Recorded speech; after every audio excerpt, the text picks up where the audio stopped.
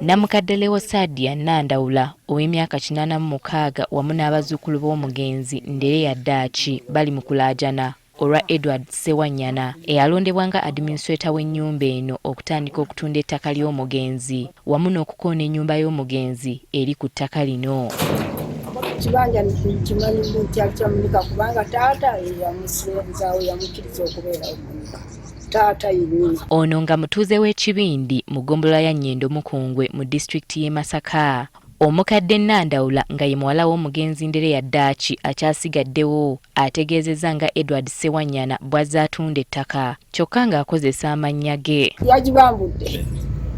Ebyo byonna bigambo bya Ssewanyana bali munyonyi Ssewanyana. Nze Ssewanyana annumirize gye twasinkana.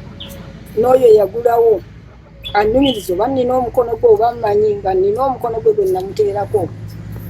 Andondere mu masanga. Nandawula agamba nti Ssewanyana amaze ebbanga ng'atunda ebibanja ebyagabanyizibwa abaana b'omugenzi ng'abiguza bannamateeka mu kibuga Masaka nga tamaze kwebuuza ku bakulu b'enju n'omusika Francis Ssenteza. Kati okutunda awo nze nali sagala kutunda kyonna era namugamba ate era bwe namugamba ne mugamba nti Ssewanyana kati ogenza obuzabuza nti owantu wagenzi tuwali wantu ntinjako wali abantu nemugamba nti bw'onooba ompadde wali abantu sigenda kutunda era nze sigoba musenze. Mike Mwebe omu ku bazzukulu agamba nti ennyumba eno eyakooneddwa we yakulira kyokka nga kyamwewuunyisizza nti tebakyakkirizibwa kwesemberezaawo okubaako kye bakolerawo. Ennyumba ya jjajjange Monica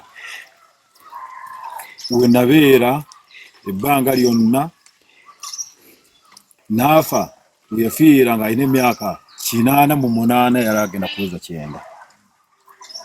Naye kyankwasizza enkyukwe okujja okusiba ekitundu kyaffe kino ekisigaddewo jjajja kubaamuwa kwabeera ng'alinako n'obusuulu okujja okukola ekino nga bwe baakikoze bagyewo ennyumba bagisaanyeewo tusigale nga situna bwe tuli. Wano omukulu w'ennyumba eno Stephen Luyombya wasabidde gavumenti y'e Mengo n'eya wakati ebataasa eteekewo amateeka n'ebiwandiiko eri ba administrator ate abeefuulira abo aba bateekawo okubakuumirako ku bintu byabwe. Tuyambako aba gavumenti administrator okumulambika okukola ebituufu nga tusinziira ku busika waffe mulayini gaffe nga bwe tutambula. Naye kati kikyaliwo abantu bazze banoonya okutubba bakola byabwe nga bwe babyagala. Era Luyombya asabye nti wabeerewo empapula entongole ezikakasa abasika n'abakulu b'ennyumba nti balina obuyinza ku ba administrator newankubadde baba bayambako okuddukanya n'okutaawuliza enkaayana ku bintu by'abagenzi. Bakakase abakulu b'ennyumba nti balina amakulu mu mpya zaabwe mu nyiriri zaabwe paka ku kasolya.